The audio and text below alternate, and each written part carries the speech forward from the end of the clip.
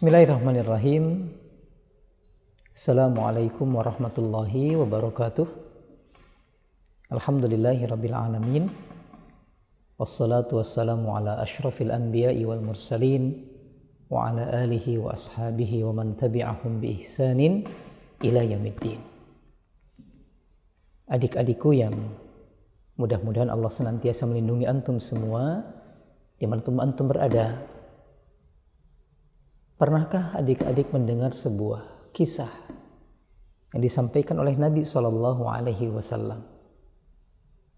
Malah sebagian sahabat, ikhwan fillah, adik-adikku yang saya hormati, ketika mendengar riwayat ini nih, mereka amalkan di kehidupan mereka. Kenapa? Karena saking pinginnya mendapatkan kebaikan dari amalan ini. Kisah ini kisah yang sangat ma'ruf. Insya Allah semua orang pernah mendengarnya. Tapi ya gitu, termasuk mungkin kita diantaranya, kisah ini jadi seolah-olah penghias tidur saja. Atau penina bobok saja. Kadang faidahnya, manfaatnya, hikmahnya gak banyak kita ambil. Kisah tentang 3 orang pemuda yang pernah sama-sama berjalan dalam sebuah perjalanan. Kemudian dalam situasi tertentu mereka terdesak untuk masuk ke dalam sebuah gua. Kemudian ketika mereka berlindung di gua, tiba-tiba sebuah batu besar di atas gua kemudian jatuh dan menutup pintu gua. Sehingga logikanya tidak akan mungkin mereka bisa selamat. Malah sebagian mengatakan kisah ini kenapa mereka berlindung di gua, karena sebelumnya ada hujan deras. Akhirnya mereka bersembunyi, meneduh di sana. Cuman itu tadi kita sampaikan, sebuah batu atas izin Allah Subhanahu wa taala jatuh dari atas gua dan menutup pintu gua.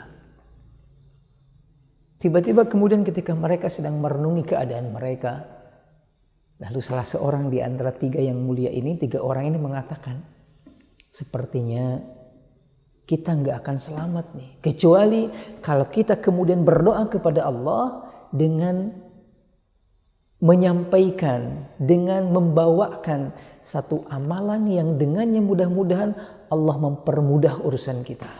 Allah menjadikan kita bebas dari apa yang sedang kita rasakan saat ini. Akhirnya ikhwan fillah, semua orang, 3 orang itu berpikir mencari amalan apa nih yang paling hebat yang bisa kemudian mereka jadikan sebagai wasilah agar Allah menyelamatkan mereka. Menghilangkan kesulitan yang sedang mereka hadapi ini. Lalu kemudian tiba-tiba salah seorang di antara mereka mengatakan, Allahumma inna kana li abawani syaikhani kabiran. Ya Allah, aku ini, kata beliau, punya 2 orang tua yang sudah sangat sepuh. Sangat sepuh. Dan tiap harinya, tiap sorenya aku memeraskan susu buat keduanya dan meminumkan keduanya sebelum keduanya tidur. Dan aku, kata beliau ini, ikhwan fillah, adik-adikku yang saya hormati, mengatakan saya senantiasa mendahulukan keduanya dibandingkan istri saya, dibandingkan anak-anak saya. Jadi pengen keduanya adalah orang yang pertama kali minum air bekas perah, air susu bekas perah, air susu perahannya. Akhirnya kemudian dia mengatakan, suatu hari saya cari kayu ke tempat yang cukup jauh.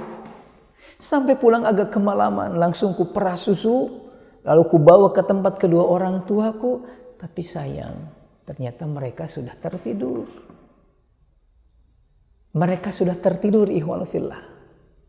Dan dia mengatakan, tetap hatiku mengatakan bahwasanya aku nggak mau nih yang minum pertama kali air susu ini kecuali kedua orang tuaku. Akhirnya aku pegang bejana tersebut yang berisi susu, menunggu bangun keduanya, walaupun kata beliau anaknya nangis, walaupun kata beliau istrinya meminta, tapi tetap dia pegang, ikhwan fillah. Tetap dipegangnya. Kemudian dia mengatakan, ya Allah, Kalau seandainya yang aku lakukan ini ikhlas karenamu, mencari ridhamu, menginginkan kebaikan-kebaikan dari Engkau ya Allah, maka selamatkan kami dari kesulitan ini. Tiba-tiba kemudian ikhwan fillah, apa yang terjadi? Ya betul, terbuka, batu pun bergeser, memberikan peluang bagi mereka untuk bisa selamat. Ikhwan fillah rahimakumullah.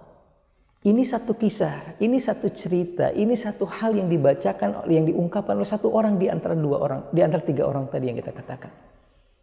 Tapi dengan menyebutkan satu hal saja, subhanallah, Allah memberikan satu kebahagiaan buat mereka dengan bergesernya batu yang menutupi pintu gua. Sebenarnya banyak hikmah dari hadis ini. Namun yang ingin saya sampaikan, poinnya adalah lihat bagaimana birrul walidaini yang merupakan kewajiban seorang manusia yang Allah sandingkan dengan bertauhid kepada Allah, dengan beribadah kepada Allah. Ternyata walaupun itu sebuah kewajiban, tetap Allah berikan dampak positif, pahala besar bagi orang yang melakukannya. Apa? Di antaranya bakal Allah mudahkan segala urusan-urusannya. Kenapa? Karena Nabi mengatakan di antaranya ridallah fi ridal walidaini wa sukhtullah fi sukhtil walidaini. Ridhonya Allah tergantung ridhonya kedua orang tua, dan kebencian Allah juga tergantung kebencian dari orang tua. Maka hati-hati dengan orang tua Anda. Waspada dengan sikap kita terhadap orang tua kita. Salah satu langkah bisa berdampak buruk. Tapi senantiasa bisa membahagiakan orang tua, maka secara bersamaan kita pun senantiasa membahagiakan Allah, sehingga Allah pun akan ridho terhadap setiap apa yang kita lakukan dan memberikan kemudahan-kemudahan terhadap apa yang kita hadapi. Barakallahu li wa lakum. Wassalamualaikum warahmatullahi wabarakatuh.